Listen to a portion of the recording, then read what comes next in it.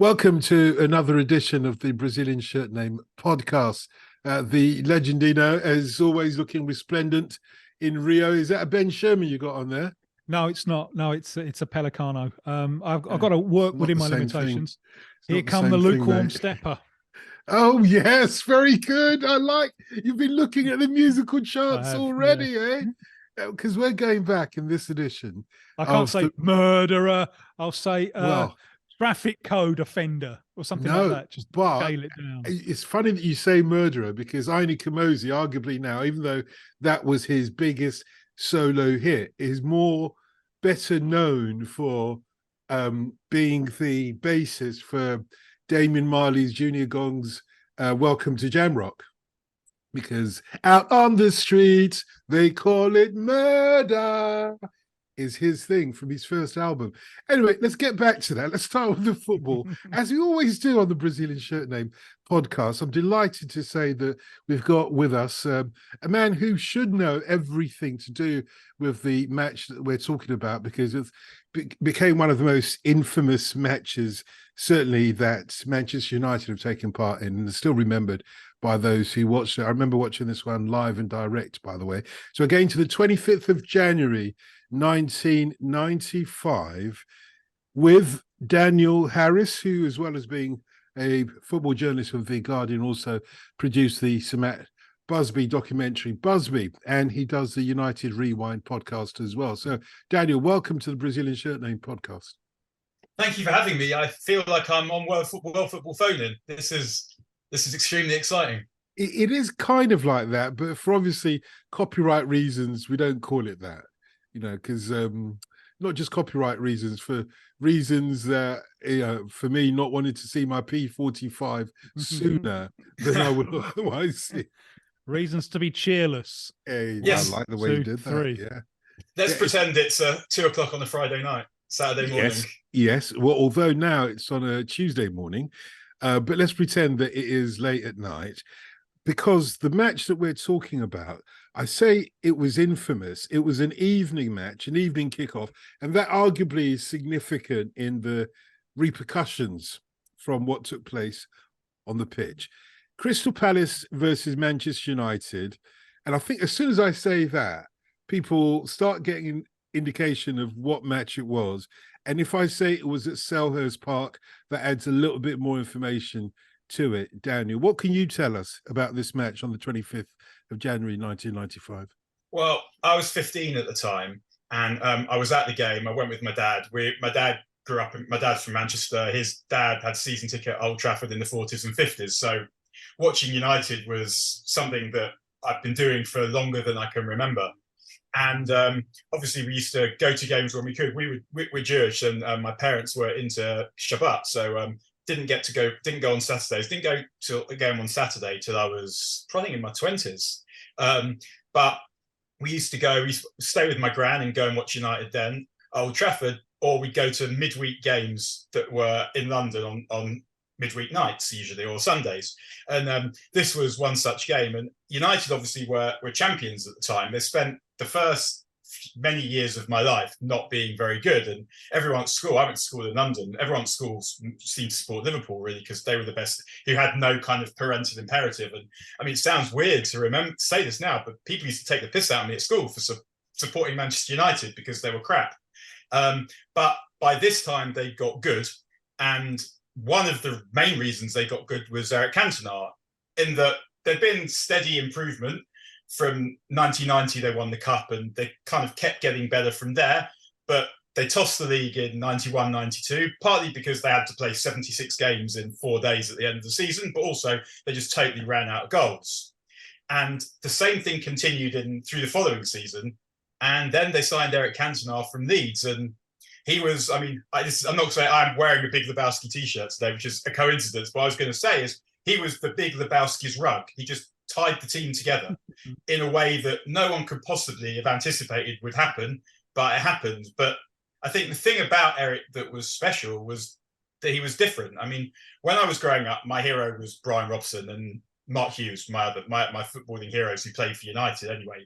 Obviously, there was also Diego Maradona, who anyone growing up in the 80s would have idolised too if they had anything going on in their heads. But the biggest hero was Brian Robson. But then Brian Robson and Mark Hughes, they were classic proper football men. They were liked hard tackles, liked drinking, and what else did they like? Who knows? Whereas Eric Cantona was something totally different, and I think quite rarely at that time a footballer who was also cool. When you've said to me who were the cool footballers in the early 90s, I mean, who are you going to say?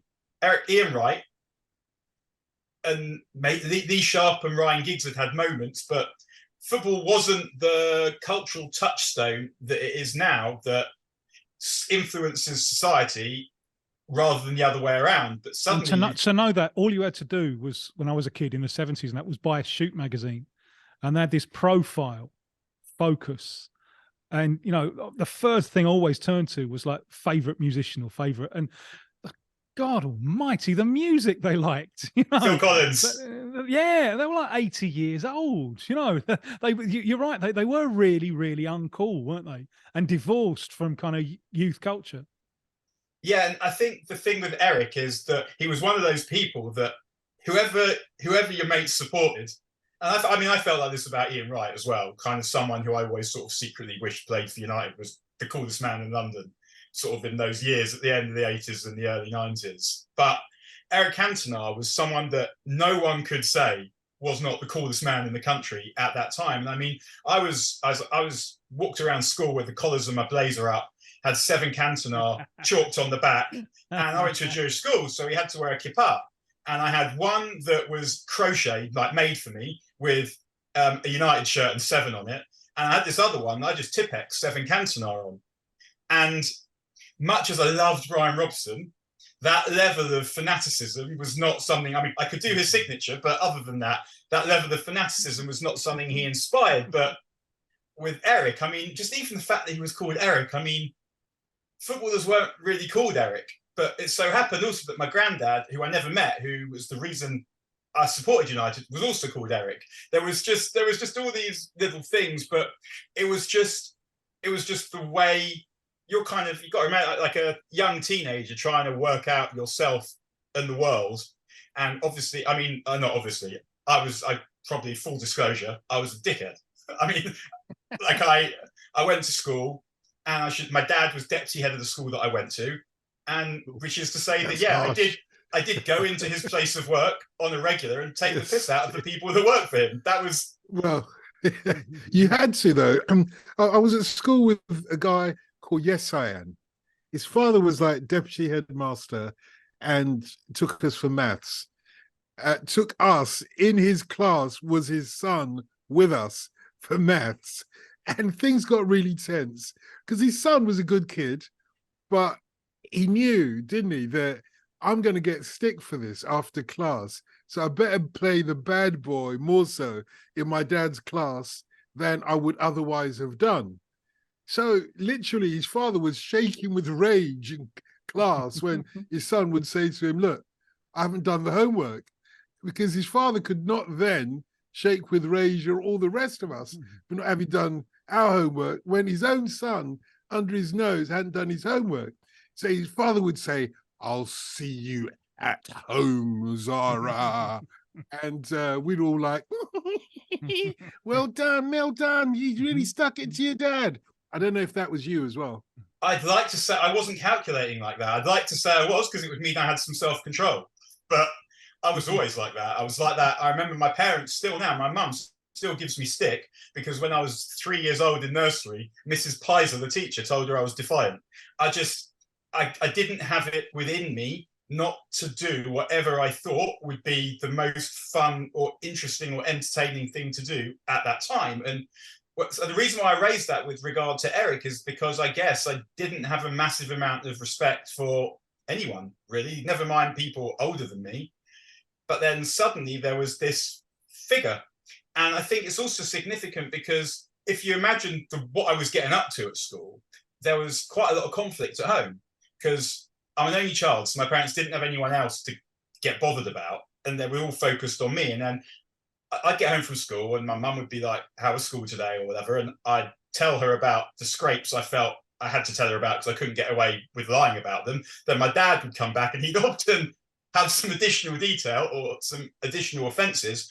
And then no one, like, there'd be a row. They'd tell me about themselves and I'd tell them, they'd tell me about myself and I'd tell them about themselves. And then no one would talk to me till I went to school the next day. And so United was one of those things, I think, at a time that was often quite tense, that me and my dad had, that we still have it now, but that we always had, where we could kind of think about, just enjoy being father and son without everything else that was freighted with as a consequence of the way that I was. And I guess a little bit that it's clear why I think a teenage Dan would have identified with the free spirit of Cantona. But what makes I think so, yeah, because he's the collar turned up, he's not a lot of self-control, as perhaps is evidenced by the story of the game that we're going to talk about. But when Cantona stuck out so much because of the time that he came to England. It's the early 90s.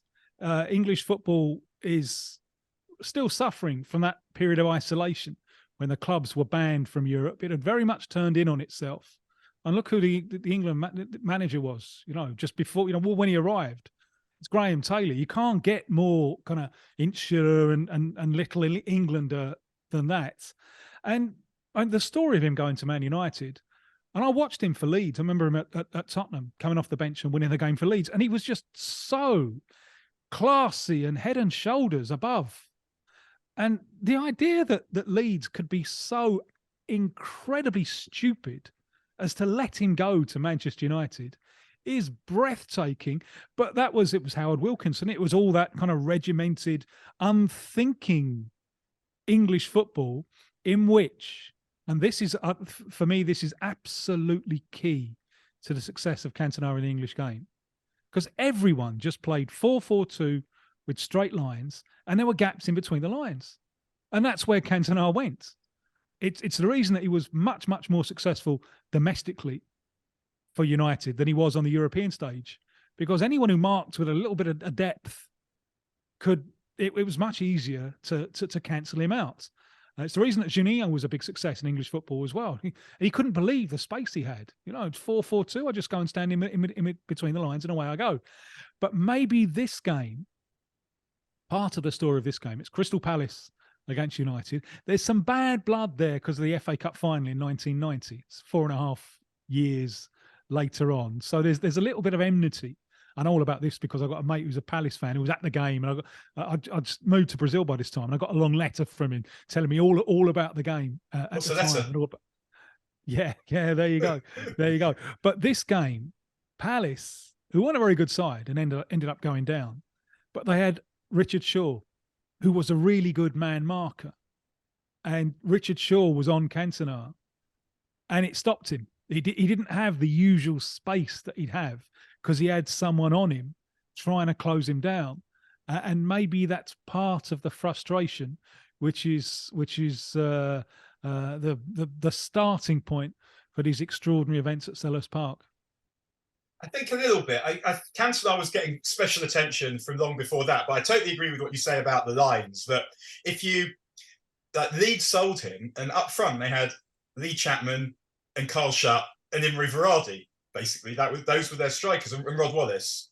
And I guess we were starting to move. There was still sometimes the little man and big man. There had been a centre forward and a man in behind, because Liverpool did it with Beardsley and Aldridge, and earlier with Doug Leash and Rush. So there was a little bit of what Cantona did. And I think what you say about the European football felt to me at the time, although I was young and couldn't see much fault in Eric Cantona at the time, I guess, that there was the foreigners rule that was in operation at the time. So he never played in the strongest available team. I remember United played when they lost 4-0 to Barcelona in Camp Nou.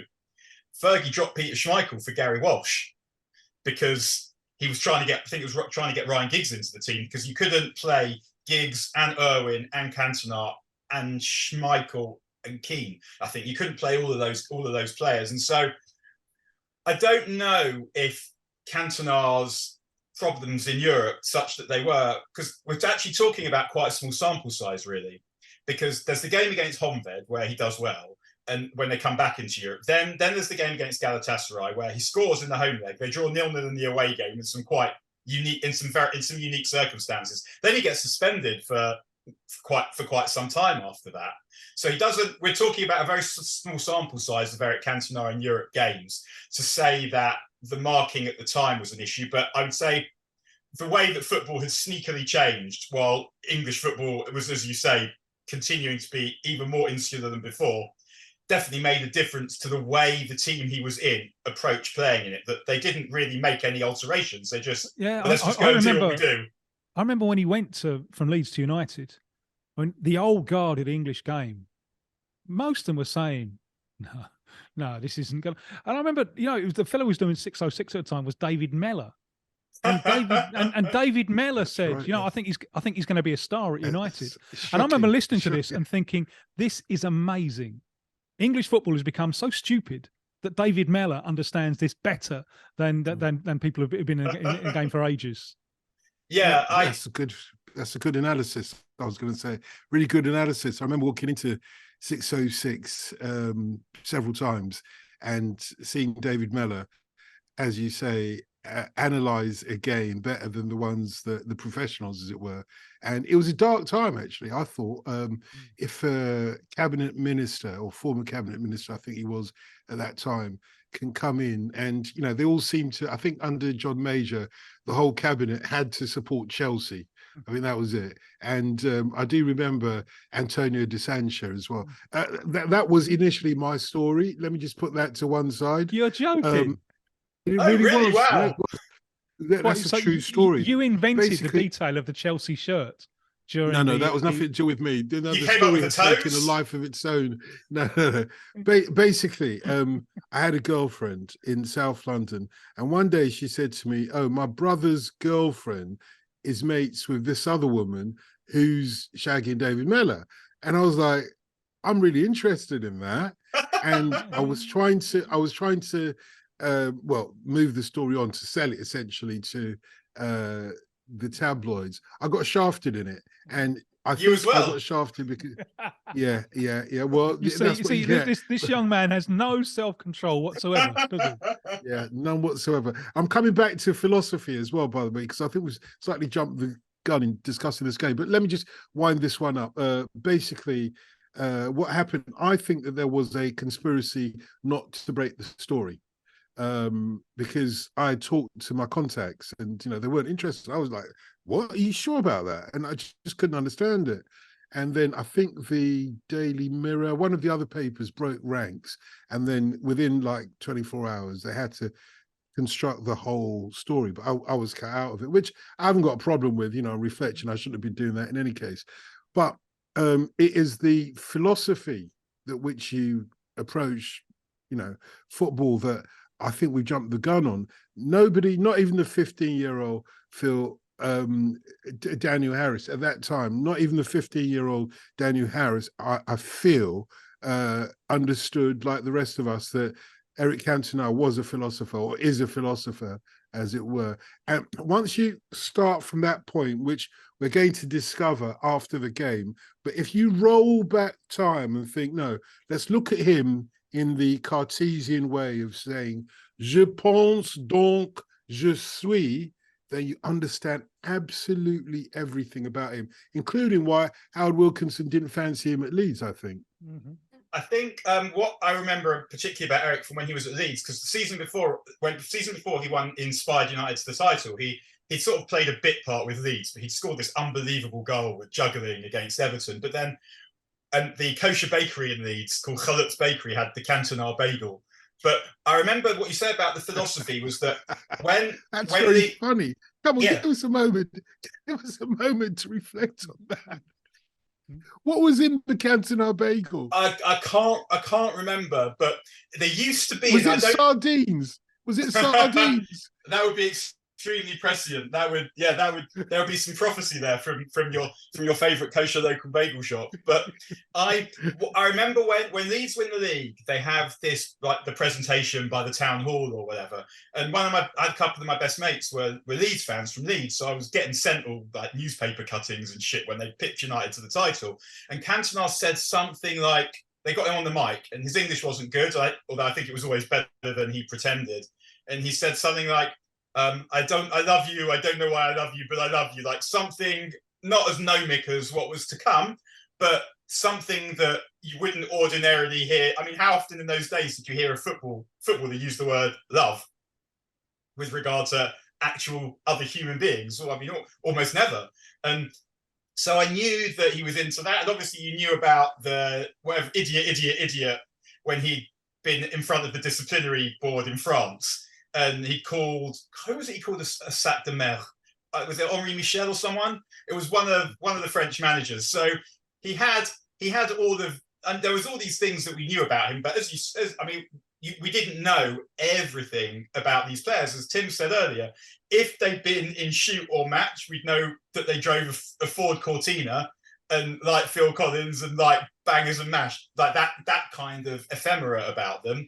But who they were as people was quite hard to ascertain. Whereas with Eric, it just wasn't like that. And he just the way that he walked about with the chest out and the collars up told you that he was conceiving of life slightly differently to everybody else who was in English football at the time.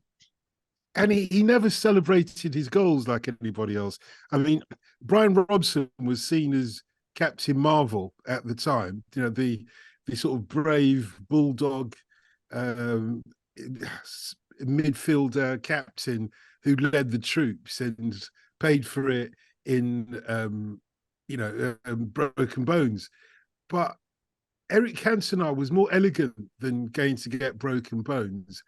But the way that he celebrated the goals suggested, look, I am actually Captain Marvel. The other bloke's just pretending to be. Look at me, I just scored a goal. And he stood up there like a titan, I would say, after a goal being scored. Leonardo da Vinci after he just painted a masterpiece. Very good He's not going to run around going, yeah. He's just going to, no. Well, there was Leonardo da Vinci. There was one I remember where he does go wild. In 93-94, he scores his free kick against Arsenal and he's got a plaster cast on his wrist at the time. And he starts just going like this. And I remember 90 Minutes he used to have this little cartoon called Damage in the Box. And 90 Minutes was just, for those who don't know, it was a football magazine that came for me right in the zone when I was ready to graduate from shoot and match. So it was kind of like still that kind of magazine, but with a more fanzine edge to it. And it had a cartoon, and what's on the players in the dressing room, and they're saying, "What's under your thing, Eric? Have you got an I Love City tattoo or this or that?" And then he takes it off, and he's in fact the T-1000 from Terminator 2, which is also just one of those massive cultural touchstones, certainly for me, and I know for people of my age, that when Terminator 2 came out, we were just sort of around the time, we're not 15, but our parents are letting us watch 15s, or some of our parents are letting us watch 15s, and just visually, you've got this sci-fi film, and I wasn't into sci-fi at all, but what they're able to do with the visuals is just totally different to anything anyone's seen before. And then they cast Eric as the T-1000 in the way that he celebrated this goal, and it's just total mayhem. And it's that kind of passion in that he had that standoffishness that I guess we might associate with French people, which is funny really, because for me, I associate it probably more with English people, that kind of superiority and standoffishness. But he also had the French, the passion, so that he loved what he did and he felt his emotions so profoundly. And I guess for a teenager, when you're kind of experiencing a lot of that too, that like something that annoys you doesn't annoy you, like when you're 14, like when you're raging with hormones or whatever, it pisses you off, and that whoever it is getting told. And Eric massively radiated that as well. And I think it's also probably worth putting him in the context of the team he was in, because there was some very serious personalities and attitudes in that squad. And Dotun, you mentioned Brian Robson. Eric's nicked his number 7 shirt, and he's sort of become, Robson was sort of the kind of the physical leader of the team for years, and Eric's now become the spiritual leader. And then you've also got Paul Ince, who like massive alpha personality, brilliant footballer, who I think when people assess how good the various players we've seen are, is someone people, because he came sort of in the just before and in the early years of the Premier League, someone people forget how good he was. Mark Hughes, you've got Steve Bruce, just these very serious athletes and footballers who exude "don't fuck with me" energy. Mm-hmm. You know, it just remind me later on to expand on this, but I just thought as you were saying there that, do you know, so we're talking about the Eric Cantona Kung Fu kick match. For those who don't know by now, this is what we're talking about. And what led to that Kung Fu kick was abuse by a Crystal Palace fan. Eric Cantona describes him as a hooligan. And certainly he was banned, if not for life, certainly more or less for years and years and years. And the abuse, which I'm not going to necessarily go into literally or word for word, mot for mot, as a French might say, I heard the echo of that from a government minister just the other day when he was talking about migrants. And if they didn't like the Bibi Stockholm barge that they were to be put on, that they could F off back to France. Isn't that an echo for either of you of what was said to Eric Cantona? I think in xenophobically, at least. Well, it is undoubtedly xenophobically.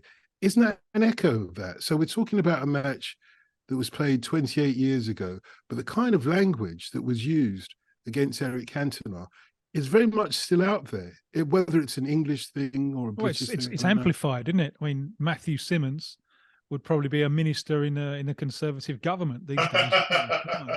That's Matthew Simmons being the hooligan, and he'd be the intellect of the lot. Yes. Well, I couldn't possibly get involved in this conversation because I have no views of my own, as you both know. So talk us through the first half, because that Kung Fu kick comes early on in the second half. Talk us through the first half of the match, if you would, Daniel. I mean, not much actually happens, really. It's quite a dull game. It's 0-0 at half-time. Cantona's being man-marked by Richard Shaw, and United are actually struggling to do very much. And, I mean, as people who watched United a lot during that period will confirm, there were a lot of crap first halves under Fergie that you knew that if they were crap in the first half, they'd just come out in the second half and you'd see a very different game. But I think David May was playing for United. I mean, he scores later on. And I think, yes, Steve Bruce is injured. McClare's, I'm just looking down the United team now. Andy Cole's playing up front with Cantona, obviously, and he's not quite got there yet.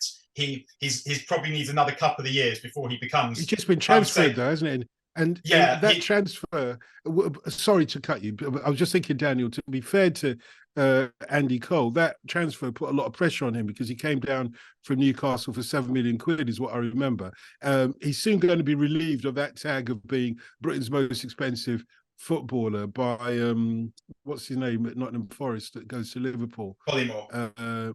Collymore, Stan Collymore. And then he's going to be usurped, obviously, by, first of all, Dwight York going to Manchester United for 15 million from Aston Villa, as I recall, and then of course Alan Shearer going to Newcastle for 30 million or so. But for a moment, everybody that takes that tag, that assumes that tag because of the amount of money they were transferred for, they do struggle to live up to the best player in the country because you've been bought for the most amount of money. They do struggle for a bit.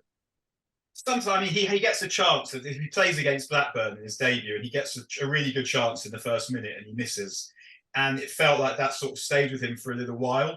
And I mean, I mentioned Paul Ince earlier.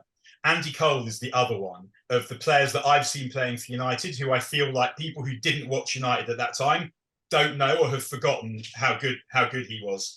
If you take out people talking a lot about who's the Premier League leading goal scorer or whatever at the moment, which is a little bit strange in the sense that Alan Shearer, who it is, also scored goals in the Football League. So he's got more goals than we're being told he had, and there's still fewer than Jimmy Greaves got. But anyway, if you take penalties out of Shearer's tally, he's very, very close to, and Andy Cole got very, very close to that amount, playing in a team where it wasn't him that was supposed to score all the goals, whereas Shearer spent most of his time as the sole focal point. And I'm not saying that penalties aren't a skill either. I'm just saying it as in not to denigrate Shearer, who was an amazing footballer, but just to sort of remind people how good Andy Cole was, and also has a record in the Champions League that Shearer does not have.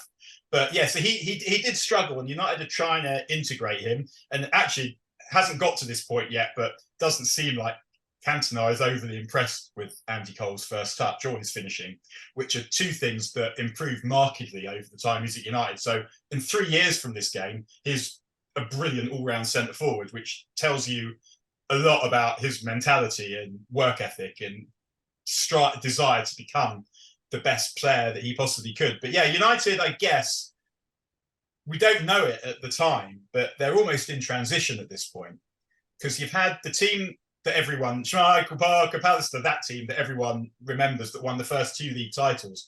But actually, you've got Kanchelskis.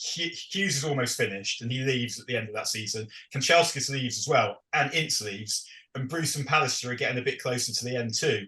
And so you've got Paul Scholes is on the bench at this point, but United they're sort of evolving as a team. They're not this season as good as they've been the previous season, I think, because some of the better players are just a year older and they're not quite as good as they used to be. So the first half is kind of a non-event, and Palace do a good job of making the game quite cluttered. I'm just looking at their team now. They seem to be playing amazingly 4-4-2. What a I was going to surprise. say, yeah, well, I was going to say also, I mentioned it slightly earlier on, that it's significant that this was on a weekday, because youngsters like yourself were able to have a weekday. And I used to love going to weekday matches, school day matches, or school week matches when I was a kid, you know, usually sort of replays of FA Cups or League Cups or something like that. But I used to love them because it felt like, you know, you're getting rewarded for having slogged at school all day long, and you had loads of stories to tell your mates the next day as well. It was a great night out, school day matches. But that's significant here, because a young boy will be the focus of the newspaper headlines in a moment or two. Let's get to this Kung Fu kick. So it was Shaw that was marking Cantona so tight, and probably we're at the 30-yard line, about that, over on the wing, on the left wing at this point, left wing from Manchester United's point of view. And Cantona kicks out at Shaw. He's had enough of him. Yes, I think I remember also, because you're talking about the excitement of being out at these night games, which I agree with. And I remember going at half time. I went for a Dunhill International without my dad knowing. What? So What? I don't think I would have smoked Dunhill International. Dunhill International.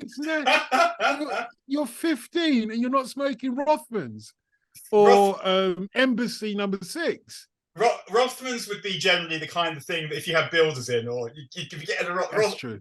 The Dunhill International, they came in a flat packet, rather than like being this thick, they were wide, and they were like split into two packets of 10, and they were flat, so they went very well in a school blazer pocket. But the reason I had them is, let's be real, I think, is that when I was a kid, we were quite into like uncleanliness, and no one was really into like dressing up in smart clothes or any of this stuff. We'd like at school, we'd compete, like we'd all play football for our teams on a Sunday, who could have mud on their legs for the longest through into the next week.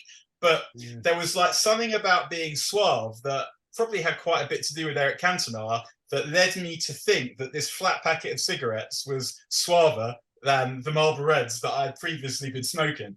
And so I'd have them in one pocket, one inside pocket, and then the Fisherman's Friends in the other, by which I'd try and convince my dad and my mum that I hadn't been smoking. To very oh my goodness. I had all different ways. Gloves I tried, because they try and smell my fingertips, all this kind of shit going on.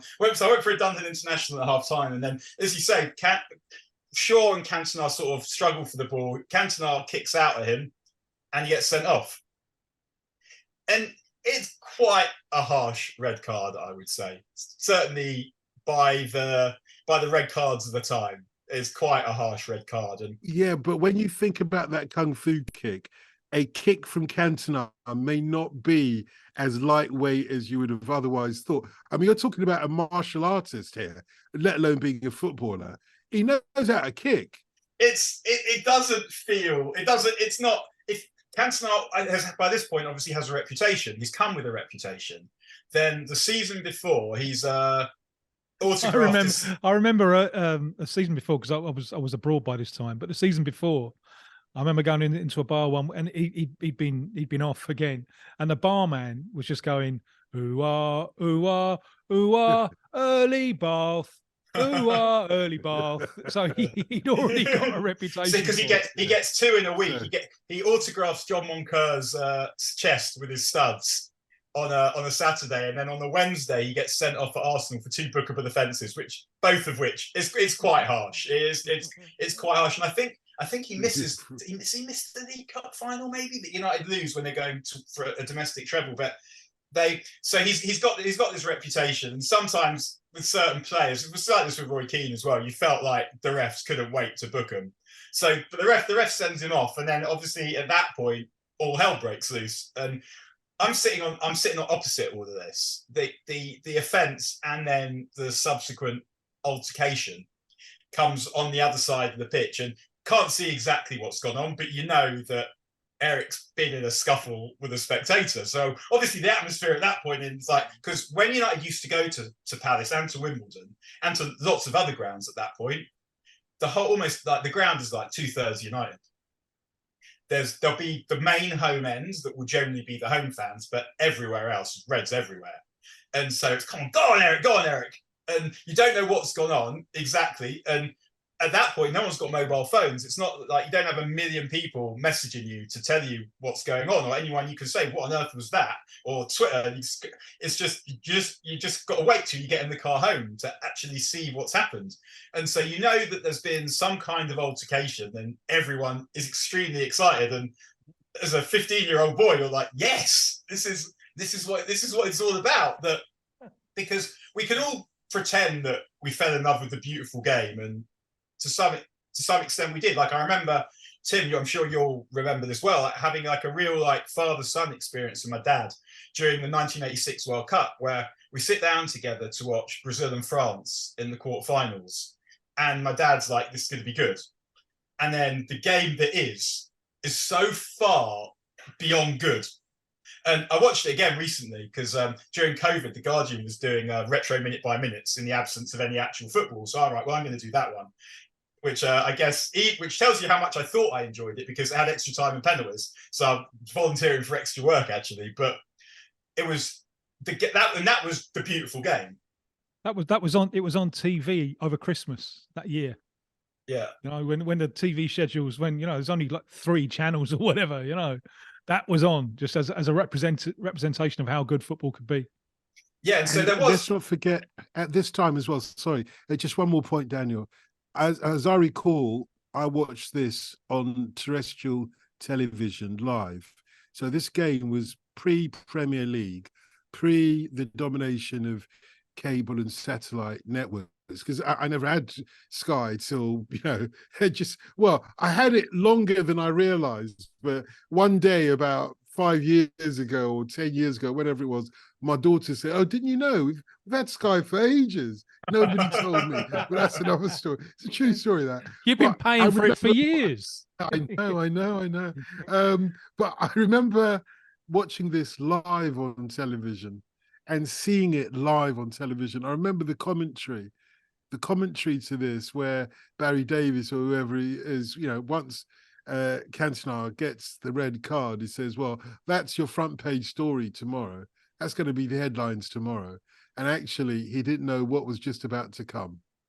On Capital, Jonathan Pearce does the commentary, and he's going absolutely insane. Like, this is the worst thing we've ever seen in a football pitch. And yeah, I mean, when you think about the stuff we saw in English football in the previous 2 decades is quite remarkable. Because Jonathan Pearce, for people who But not from only know him players. Not from players, though. Was there anything more remarkable than this from a player? from a player, A player, perhaps not.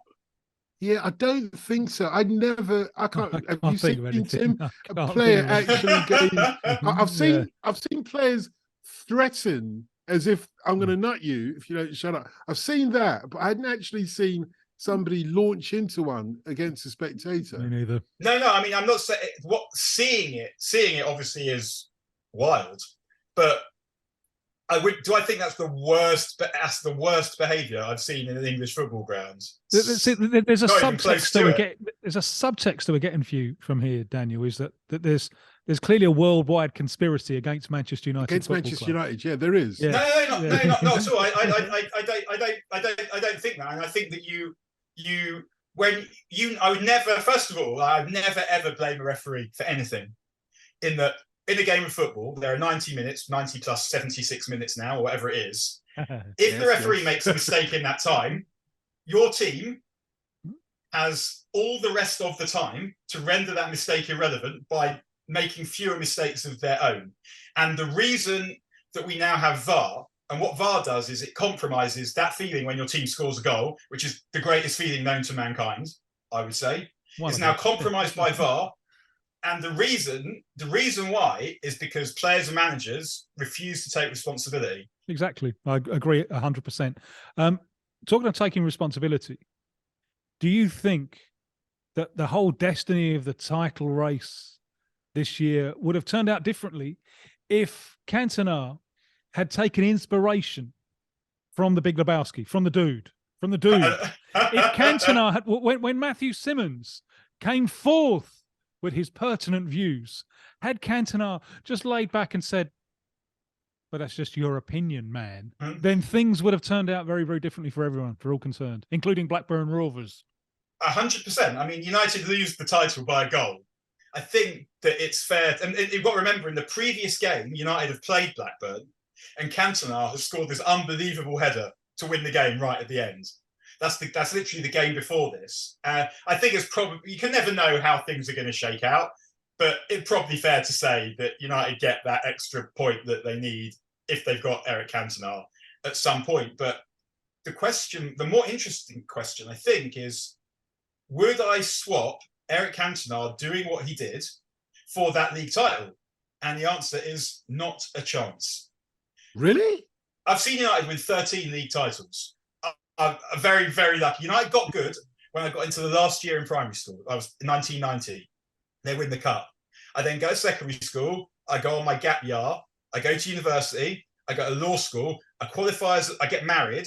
I qualify as a lawyer. I get divorced. I become a writer. I meet someone else. She converts to Judaism. I get married again. And United is still good. So now you're taking the piss. Now you're fucking taking the piss.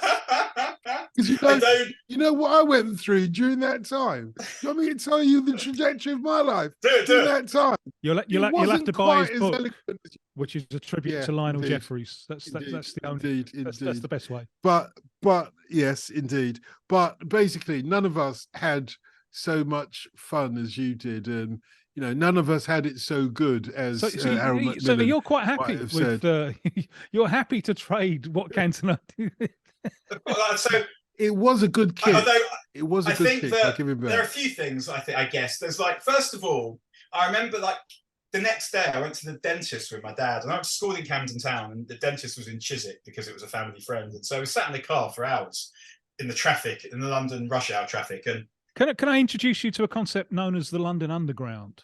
My dad, I'm familiar with it, but Camden to Chiswick, still a bit annoying on the underground. It's a tricky one, isn't it? But my dad drove to school, so I guess it wasn't like that. And then I think we did get the train to Palace. No, we did. Did we get the train? You didn't go to Richard of Chichester, did you?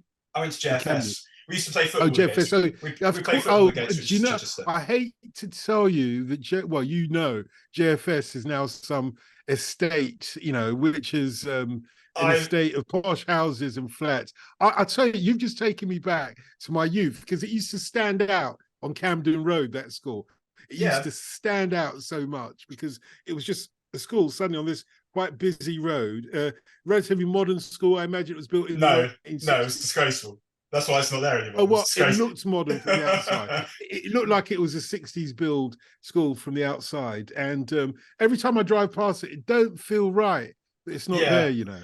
I mean, Because the playground, sorry, just one last, the playground as well was facing the main road. that's So, right. Yeah. you know, when you went past on a bus, you could always see the kids playing out in the playground, etc. And now that expanse of space from the main road to where the buildings began has been lost, because that's all built up. They built up on the playground and so on. Anyway, just to give you the update. Take us back. Take us. I want to close my eyes and imagine that I'm in a dentist surgery in Chiswick. Take us there. Okay, no, so the thing about the trip to Chiswick was just that, like, my dad had LBC on, and all anyone wanted to talk about was Eric Cantona, and that was the phone in and chuck him out the country and all this. And you've got everyone is so furious about this, and it happens occasionally when you go to football that you realise that the football that you're seeing is sort of the most important thing on the planet at that moment. And I guess that was the first time I'd ever been at a game and felt that. And then you go to school and you're at school and everyone wants to, you're like almost like a hero. Everyone wants, because you're at the game and everyone wants to talk about this mad shit that they've seen on their telly. Like what was it like? And because football has sort of become, over the last 2 years before that, this thing was on all the time. And everyone, and you've got, like, you know how it is in schools where you've got, everyone's talking about football all the time. Almost all the boys in my class had a team. The girls were in my class, most of them weren't. There was a couple that were into football, but we all had a team. And in tutor period or whatever, we'd be talking about football the whole time. And when your team won, you'd be strutting about. And when your team lost, you'd be sort of running the gauntlet of aggravation coming at you from the other pupils, from the other teachers as well, the whole time. And so there's this thing that is unprecedented that happened. And then it suddenly becomes this massive news event as well. And I remember Paddy Crerand, who I didn't hear this because it was on Manchester local radio. Great footballer in his day. And I'm privileged to actually know Paddy a little bit, just from United, and also a great man. And he was doing a phone in Manchester, and someone was shouting about Eric Cantona, and he said, "Listen, either you're a red or you're not," and left it at that. And he's not a man with whom I would argue. But I think what always amused me about it was that we called it a kung fu kick, right? Who says? Who's the person that called it that? And what did they know about kung fu? Yeah, that's a good point to make. It was a flying kick. We'd all seen a Bruce Lee film, and Bruce Lee being the purveyor of kung fu, it wasn't unlike one of his Cantona. We didn't hear him do the. But I imagine as he flew and there was no one around him saying, "Patience, grasshopper." Maybe that was the problem.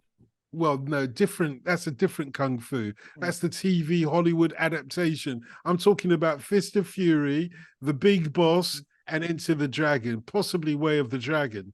That's where you see the best exponent of martial arts, which is Bruce Lee, not David Carradine, late great as he is, and a brilliant actor, don't get me wrong, and introduced Kung Fu to us lot that couldn't see it because there were X films in those days. You had to be 18 years old to go in and see we all saw them. Obviously, we all went in, we all bunked in, but we weren't legally allowed to go and see those Kung Fu films till we were 18, and we were probably about 12 years old in those days of the Kung Fu films.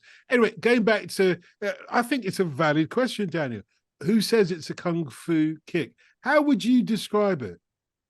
Because he follows it up with a roundhouse. He does follow it up with a roundhouse. So yeah, he goes in with a punch. So I would call it a Dalsim kick, because I grew up in that age of Street Fighter. Dancing. Dalsim. There's the computer game Street Fighter 2. Dalsim has this kick that he does with two legs, and he's a yogi, and he's very stretchy. And yeah, I hate to tell you this. I'm 63 years old, and when Kung Fu first blew up in 1972, I'd have been 12 years old, and I can assure you there is nobody that is of my generation that would describe it other than it is a kung fu film, as we've seen Bruce Lee do time. We studied Bruce Lee.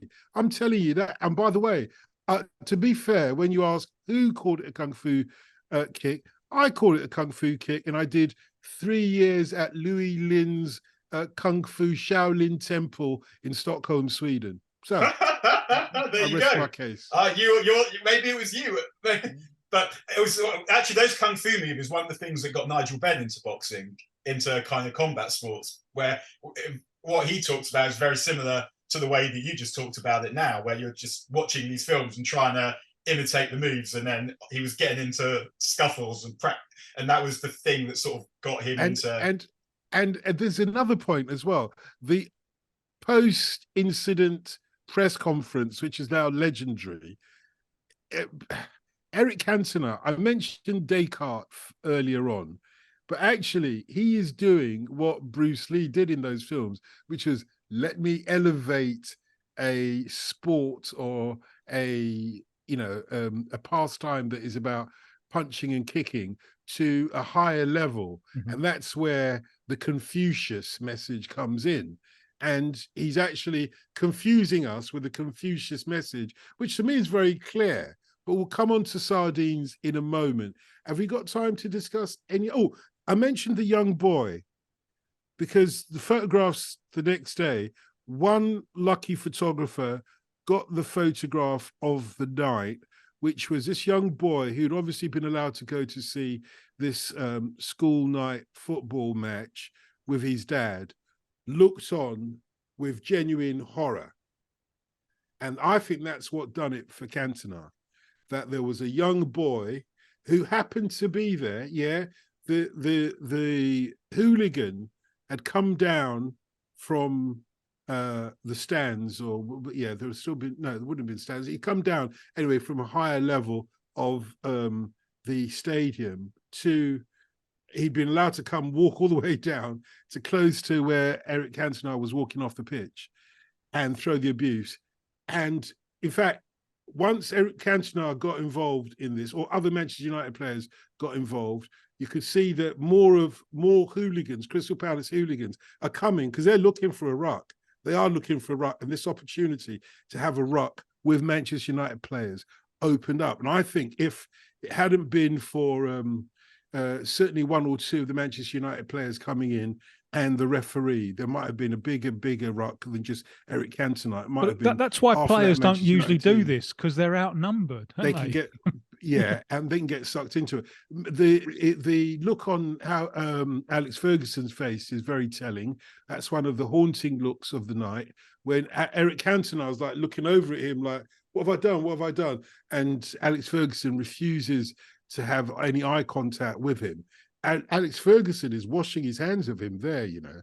So arguably, if Alex Ferguson had stepped in at that point, there might have been a different outcome.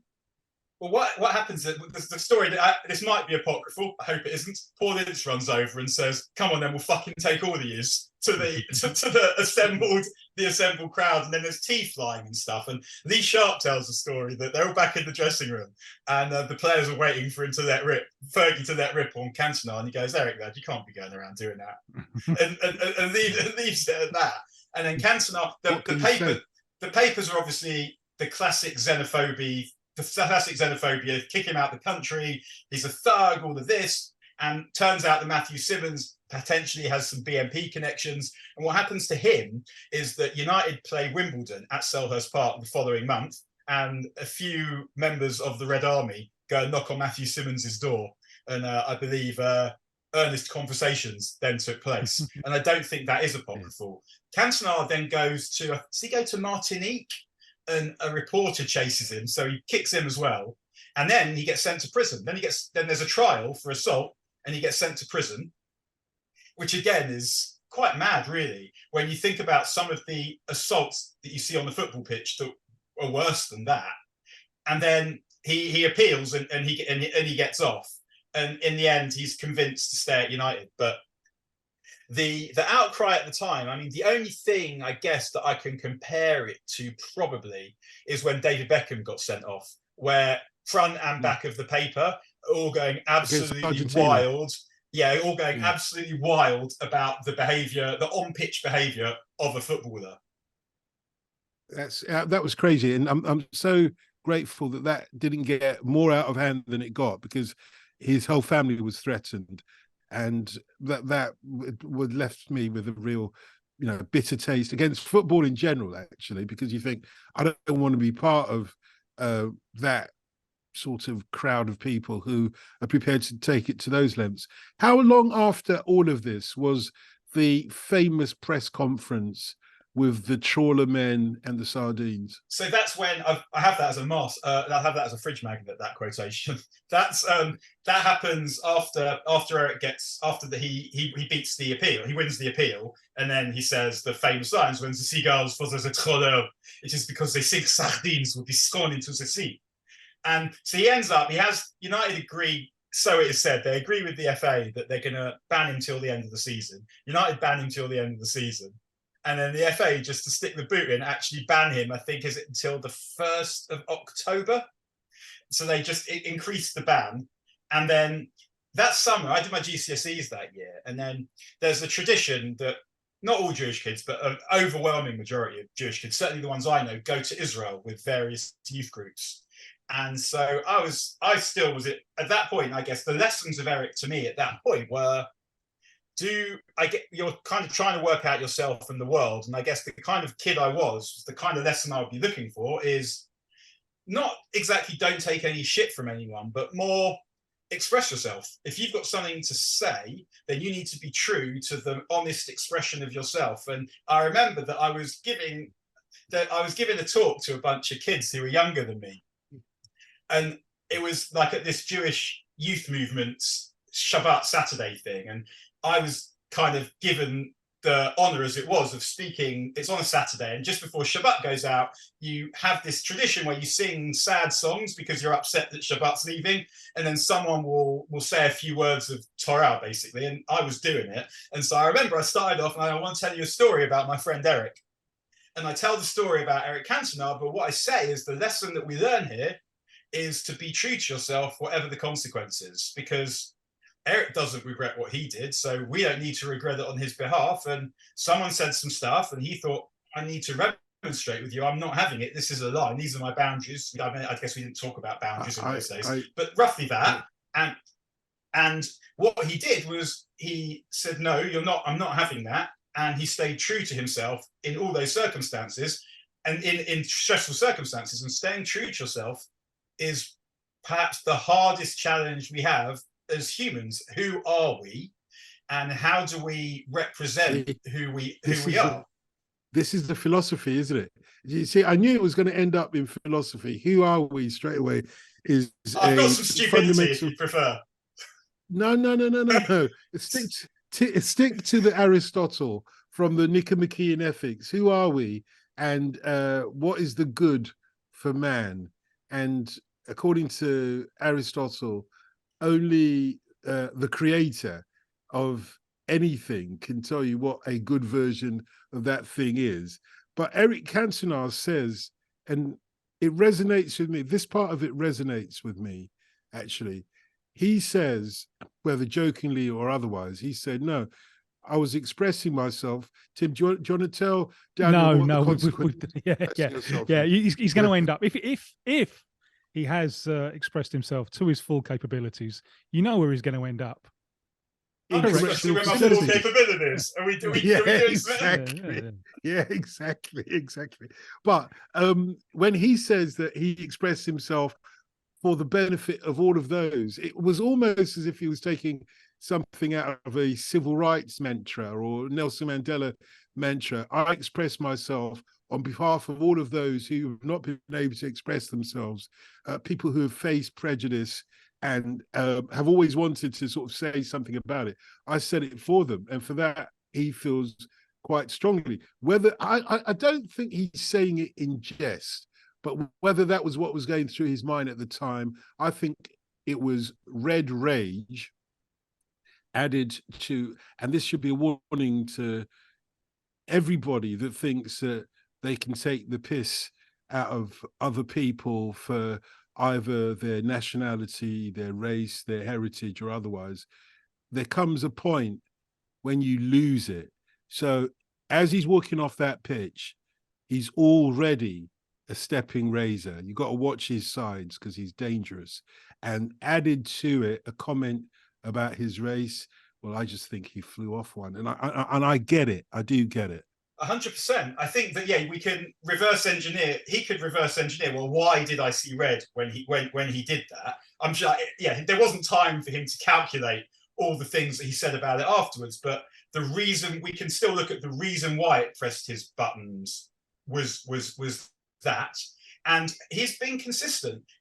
He still has an opinion about things that matter. And he still will voice his opinions about things that matter. And it's becoming more common in sportsmen. And actually, the moral compass of our nation is being hopefully positively affected by our sportsmen, particularly our footballers, just because they have the biggest audience, who are saying, actually, yes, 100%, that they have the ability to speak out. England women's team is a great example about that. I wrote about the women's teams all around the world, and as we've talked about. Oh man, they're watching the South African and Nigerian teams represent in that way is something that is like it's a revolutionary act. And when Eric did that, he obviously did it from the security of being a straight white man, which a lot of what we've seen subsequent is people who are doing something in its way, which is even braver than that, because they don't have the weight of the system behind them. The structural inequality is structured to help Eric Cantona, ultimately, in some ways, which the players we're seeing it from now don't exactly have that.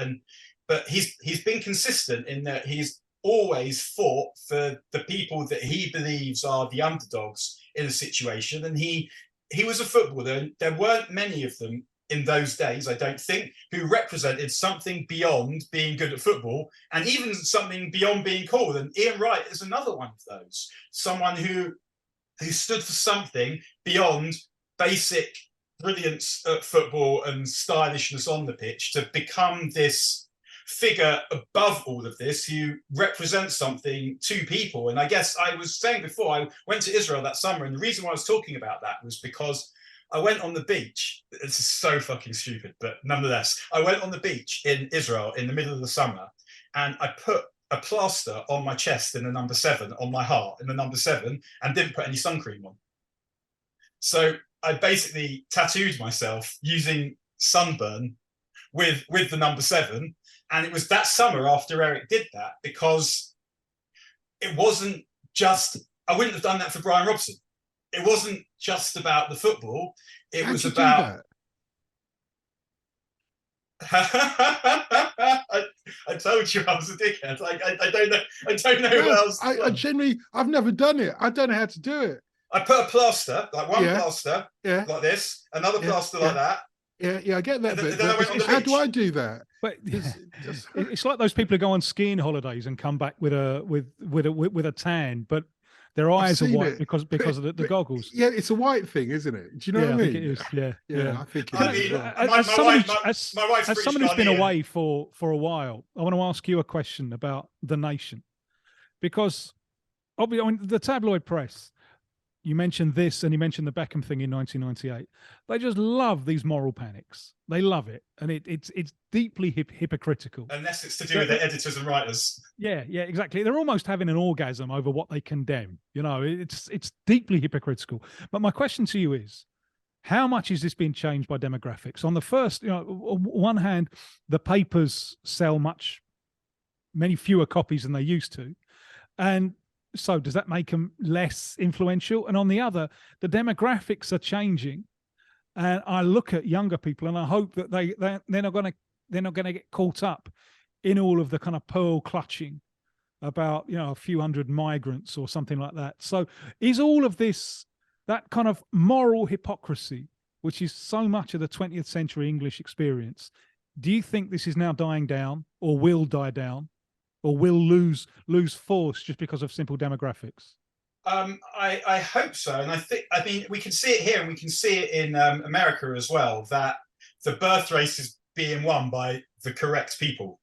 Whereas, and the reason I think it's something I think about a lot, because Israel is another country close to my heart, is the other way around. The bad people are winning the birth race. And I find it, which is why I find it hard to see a way out of the problem that society finds itself in now. Whereas in our society, I think that out-groups, racism, sexism, misogyny, homophobia, transphobia, those things have existed for so long, it's hard to think they won't always exist. But the influence of the tabloid press currently, I feel like, and I might be wrong, but it's just is so pernicious in this country currently because it influences a particular demographic who seem to hold the balance of power in terms of how elections they work out. So Brexit, for example, there are lots of different ways of slicing it, but you could just say old white people made that happen. Old white people elected David Cameron. Old white people elected Boris Johnson. And those people, I think, are the people that are watching GB News, not uniquely, and same with reading the Daily Mail, like reading the Sun, buying those papers, buying the Telegraph even, because as you say, these are kind of almost outdated activities now. And young people, I think the thing that we need to worry about with them is the internet. Conspiracy theories on the internet, but not just conspiracy theories on the internet, but that's where information, disinformation is being disseminated. And as always happens, the people that break the law or that aren't breaking the law yet, the people that control these new technologies will be ahead of the law for quite some time. And then by the time you come to try and make the law, the whole thing is so fucking sprawling that how on earth do you stop all this lunacy? And so I think we've still got a similar problem in a way, but the medium through which it will be communicated, the media, sorry, will be different. And I mean, Dotun, I'm sure you'll have some thoughts about this as well, just from listening to you on the radio. I know this is stuff you think about a lot. Yeah, indeed. First of all, I don't think it's helpful. I agree with a lot of what you said. I don't think it's helpful to isolate, GB News, whatever you think of it. At the end of the day, some of these outlets, they are there doing what the BBC, ITV, and other terrestrial companies aren't doing, and they're offering a voice in many very different areas. They do find their angle on a news situation, or which just happens to be the same angle as billionaire owners, I think. But it's always they been asked me to go on once, and I didn't go back, but I didn't reply. But I think if they ask again, I'll demand 40 grand up front and the immediate sacking of that mad-eyed Caledonian loon. I think those would be my terms. But don't forget, the good friends of mine and colleagues of mine have gone to GB News. For example, Vanessa Feltz, which I'm sure she's Talk TV. I've been on her show. Is it Talk TV rather than GB? I'm getting them all confused. Apologies then. I apologise. Maybe GB News does deserve everything you've said. But what I was going to say earlier on, and back to your question, is since this match, I mean, it was quite telling. There's a point in the match where Andy Cole almost gets a goal. He's in the penalty area and he puts it just wide to the right of the goalkeeper. It's just wide. And when he falls to the ground, you can see why, because this is the era of turfed up turf on the pitches, and it wasn't an easy goal to try and score. It would be in today's terms because that pitch would be like a carpet. But then you realize what difference football, at least top level football, how different it is now from 1995. 1995, I think football, there was still a suspicion about football supporters, still a suspicion that was confirmed at this match that they're still hooligans, still a suspicion that footballers are, what are they really? They're paid so much money. Who are they really? What contribution have they made to society? And I think Eric Cantona fell victim for that. And all the other xenophobic response to him, I don't think it would be allowed today. First of all, which football team isn't dominated by foreigners in the top flight nowadays? Can you imagine? They'd have to say, go back to Portugal, go back to France, go back to Germany, go back to Sweden, go back to Norway, etc., etc. The Harry Kane, he's one of our own chant, only made sense because there weren't any others. Yeah, of course, yeah. No one sung that to Jimmy Greaves, I mean, and it was funny because also, and he played for all those London clubs as well, Jimmy Greaves, which is like playing. Yeah. And I think that the sense of ownership of players is an interesting one, because I guess the team that won the treble will always mean something special to me, because it reminded me, the team that I see now that most reminds me of them almost is the England Lionesses, actually, where the thing that's really moving about watching them is that they're mates. You've got these guys that have just grown up together, and now they're living this absurd fever dream of glory together. And that was something I always found really moving about that United team that won the treble, where you've got half the team is homegrown. And it's not about being English at all. It's about the fact it's that affinity you have to them that they might have to the club. And I feel like that when I watch the Lionesses, that it feels really moving just how much they will love each other beyond their political impact, just people who are busy being friends with each other. And I laugh when Lauren James got sent off, and because when David Beckham got sent off, he couldn't rely on his mates to get but he couldn't rely on his mates to get him out of it. Lauren James's mates got her out of it, and now they've got her to the World Cup final. And I know, like, that's not why they did it, but there is something about the spirit that the Lionesses have that enables them to somehow get out of that Nigeria game. Do you know, and I'll just make this final point about, you know, your initial question about what my thoughts on it. It's a very similar thing to what you're saying about the Lionesses. The game is much more valuable now than it was in 1995. First of all, the women's game was absolutely nowhere in 1995, but they've turned it around. They've made, I think in their case, it's the players that have turned around the trajectory of the women's game. In terms of Premier League men's football, it was the company that came in, Sky, and said, right, we're going to change all of this. For one thing, today, do you think that the cameras would have lingered on that Kung Fu kick? No, not at all. Really? You think not? Away. No, they'd have moved away straight away, because that's not the product they're selling. I don't think today, as hard as it is to police spectators, I don't think Matthew, what's his name, would have made his way down to the front like that without some stewards intervening. Because first thing you're asking is, where are the flipping stewards? He just comes down and starts saying, yeah, go on, go back to your own country or whatever it is. Where are the stewards? Nowhere to be seen. I don't think that would have been allowed today, because the game is worth so much more, and stuff like that puts people off. People switch off in their droves. You wouldn't watch, you wouldn't want your 15-year-old watching that, would you? Me? I don't mind. There's certain stuff I wouldn't want them to watch, but I think what you put your finger on actually is the hypocrisy of Sky. That they want all the aggro and the edge, and they sell it back to us. They take stuff like what Eric Cantona did, and they disapprove of it while using it to get subscriptions. And if, for example, if Sky, if no one went to watch Premier League games, right, Sky wouldn't be able to sell the subscriptions for as much, because it's the crowd that give it that atmosphere, that edge, that sense of import. And that is a really significant part. If you watch Man United play Liverpool, right, before the game, they'll show you Man United players kicking Liverpool players. They'll have Roy Keane, Gary Neville fighting with Jamie Carragher, and they'll be in the studio and they'll show that.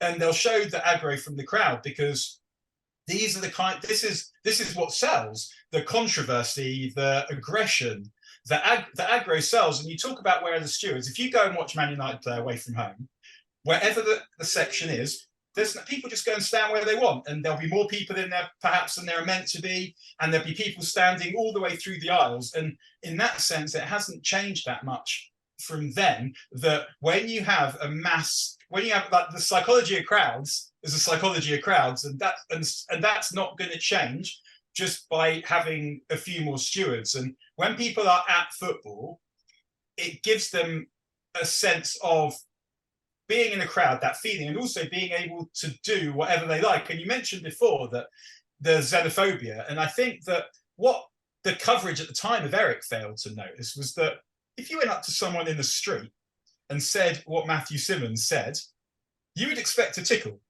And if you got one, no one would say, oh, poor you, how did that happen? What was all that about? The only reason why there's this moral panic is that he did it on a football pitch. And basically, even though we like glorify our like the footballers, the hard footballers, like we love them. I think about my favourite footballers that I grew up with: Brian Robson, Mark Hughes, Norman Whiteside. The thing that links them is that hardness. Yet there's nowhere, almost no. The only place that's safer to start a ruckus than a football pitch is an airport, because there's just nothing's going to actually happen. And Eric Cantona was saying, well, no, actually, like anywhere else, I would be entitled morally to respond in this way. If someone I don't really have a temper, and I'm not a fighter, but if someone came up to me and said something equivalent about Jews, I probably wouldn't turn around and lamp them, because that's just not in my genetic makeup. But some of my friends would, and they'd be right to. And no one would say you shouldn't do that. The only reason we're saying is, I would agree with you, were it not for all of the fallout after the Chris Rock Will Smith thing that amazed me, because I thought if one person was out of order there, it wasn't Will Smith. But I was amazed to see how much condemnation he had to resign from the academy and so on. And I thought times have changed, because you know, had that happened when I was growing up, you know, as my wife said to me, if someone had said that about me and you hadn't got up and defended me, I would have left you. Yeah. She's waiting for an excuse. Well, let's draw a line under this, because we've been talking about the 25th of January 1995, Crystal Palace versus Manchester United, famous for Eric Cantona's Kung Fu kick. But as Tim's already intimated, here comes the hot step. And as always, on the Brazilian Shirt Name podcast, we try and look at the musical soundtrack to the football match that we're talking about, or to the Kung Fu kicks that we're talking about. So it's Everybody Was Kung Fu Fighting is not in the charts at this point. What was the 15-year-old Daniel Harris listening to that's in the charts now? Well, actually, Kung Fu is interesting because Ash had a song called Kung Fu later on in the 90s, and on the front of the single is Eric Cantona booting Matthew Simmons. It's not the same as Carl Douglas, mate. No.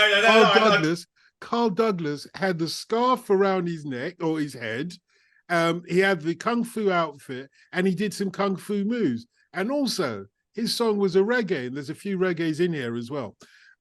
So at the top of the charts, do you remember this one? I seem to remember it. I can't remember why, but it is number one, Cotton Eye Joe Rednecks. Oh, man. I mean, I think, where did you come from? Where did you go? Where did you come from? Cotton Eye Joe. Yeah, that was just one of the, it was a bit like Saturday Night by Whigfield at that time, and Macarena a little bit later, just a novelty song that appears on top of the pops, and suddenly people want it. I guess the things that resonated for me, there was I Love You Baby, which I remember from like snogging au pairs in the Hippodrome as a young teenager, which just like, because the name you of it. You were snogging au pairs at the Hippodrome?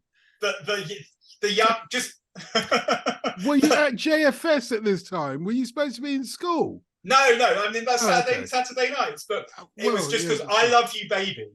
It just seems like the most generic name for a pop tune of all time. Like, how long did they spend thinking that up?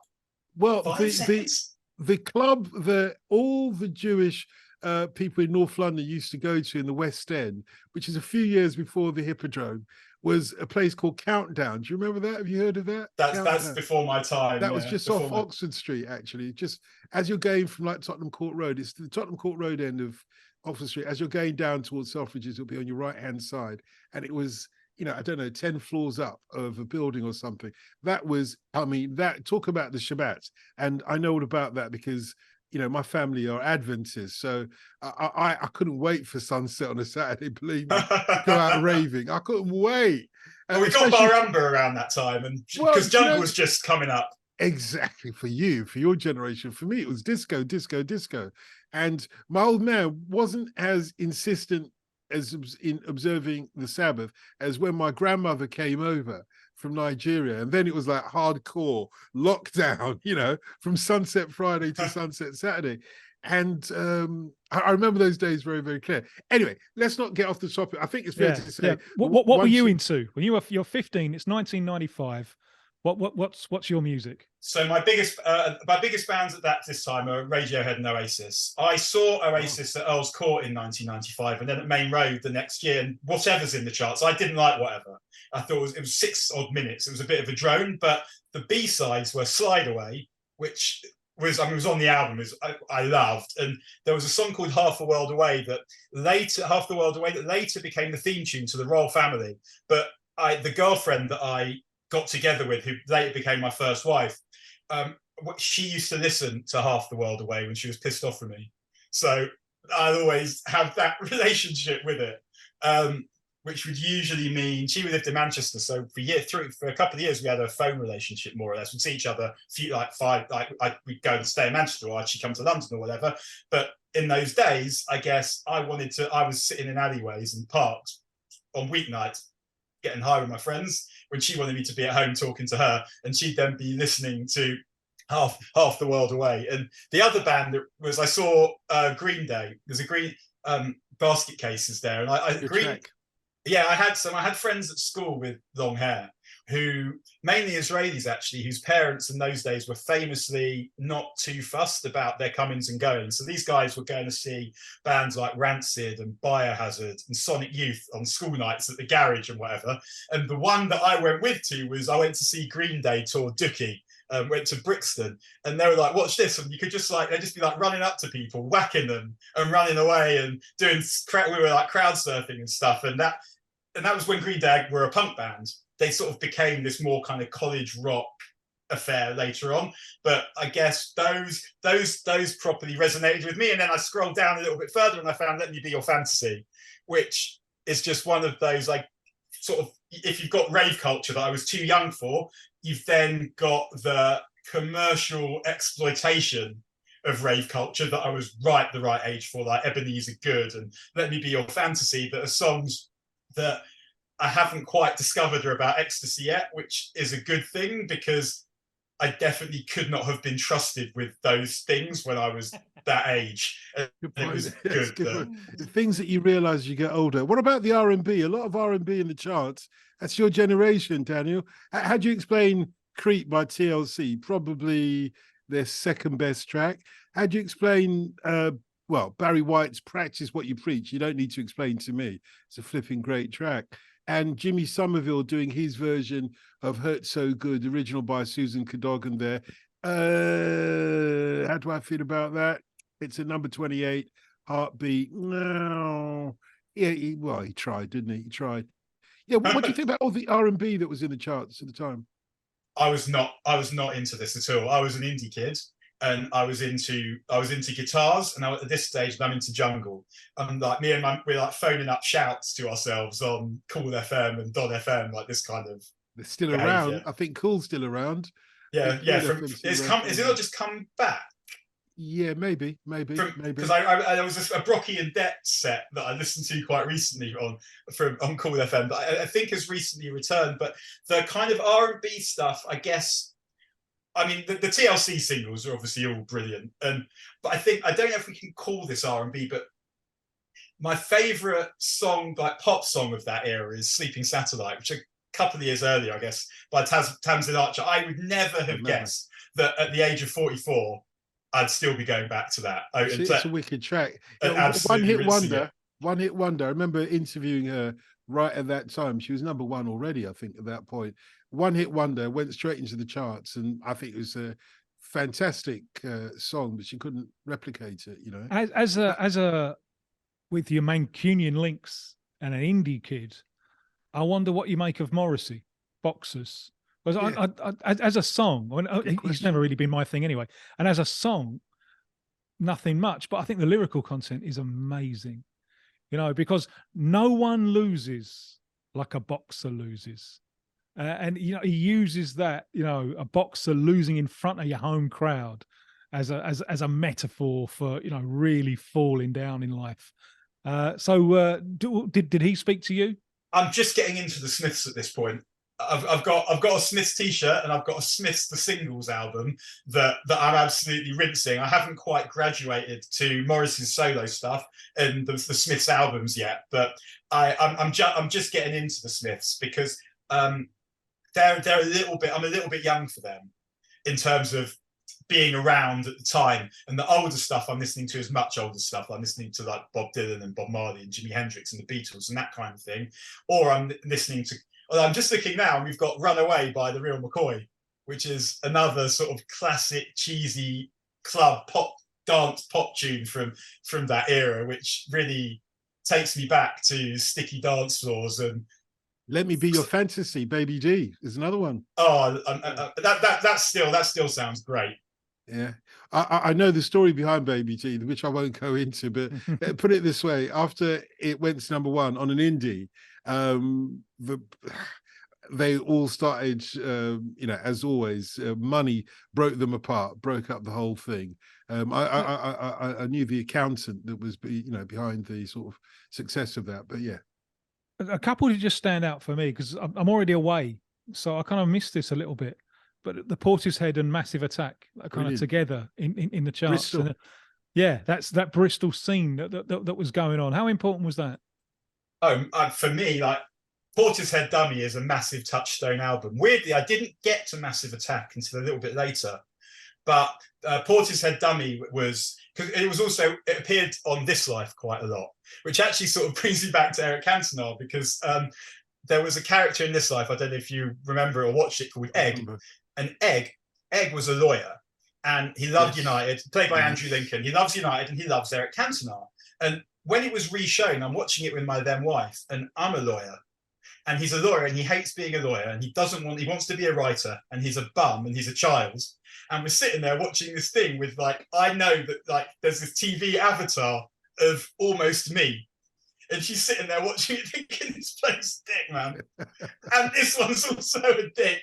And Portishead appeared quite a lot on the soundtrack. But yeah, when Dummy came out, and you've also got Tricky with Max and Key is also around this time, and those were massive touchstone albums for me that I absolutely rinsed. Whereas Massive Attack, Blue Lines, I'm not aware of this at the time because I guess we've not got the internet, and so we've got Steve the Map, but the problem is I'm missing a lot of this because I was obsessed with Radio Sport.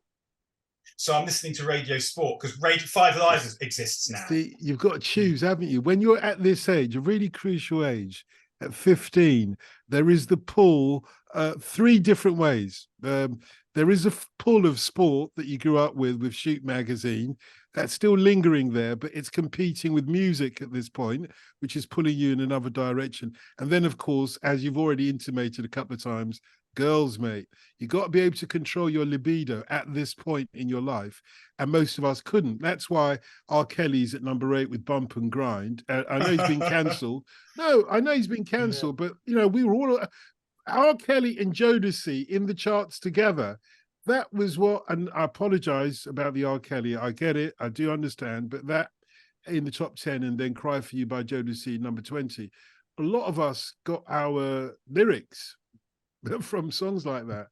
I'm not saying I follow R. Kelly in any other direction other than saying, I wouldn't mind a little bump and grind. The amount of times you said those lyrics. But anyway, that was me, and I was much older. I should have known better. So one of my friends had a girlfriend called Antonia, and in Vibe, R. Kelly goes through a list of girls that have that vibe. One of them is Tony, has got that vibe. And so he used to talk about his girlfriend, and but I think culturally it's quite interesting what you say, because my wife's British Ghanaian, and she definitely grew up with those kind of music, and dancing is very much in the culture. Whereas in our culture, we dance at parties, but it tends more, when I was growing up, it was more Jewish dancing at bar mitzvahs, weddings. But none of my Jewish friends can dance, because culturally, it wasn't like that. And you talk about the libido. I think when you come from a really small community like that and you're pushed together, as in generally the girls you're seeing, the girls you're chasing, or the girls who are going to be your girlfriends are other Jews. So, and they want to find a Jewish boy. And you want to find a Jewish princess. Right. But the thing is that the Jewish boys around your age, that's finite. So if none of them can dance, there's not the same. Yeah. It's not. They still had to pick from the same pool of Jewish boys. So it felt like culturally there wasn't an imperative of dancing in the way that that my wife grew up with parties in the home and kind of community parties where they'd be dancing in the playgrounds or whatever, and singing and dancing in the playground. It wasn't so much like that. Definitely not among the boys. So the music we were into in some way probably reflects that a bit. We were more into moshing. That's a really good analysis, you know. And I never, well, my wife did a documentary for one of these American TV channels, can't remember which, you know, HBO or something about, and she produced the whole thing actually, which was a documentary about klezmer music. And the thing I got from listening to that is it is actually dance music, but it's communal dance music, if you like. It's not, you know, who's got the slickest footsteps or whatever it is. It's communal dance music. It's certainly on that level. And then through hip hop, I discovered Ofra Hazar, and I still think oh, she's absolutely amazing. This woman, Imin Alou, is still one of the best. As a non-hip hop song, yeah. I'm not sure Eric B and Rakim were very happy about all that. Having that put on, he fucking hated it. I know, all these fucking noises. But do you know what they were like? Do you know what they like? Did I ever tell you? And this is a true story because I know the journalist it happened to. Eric B and Rakim had been asked. A photographer, David Corrier, can tell you more about this as well. He was there.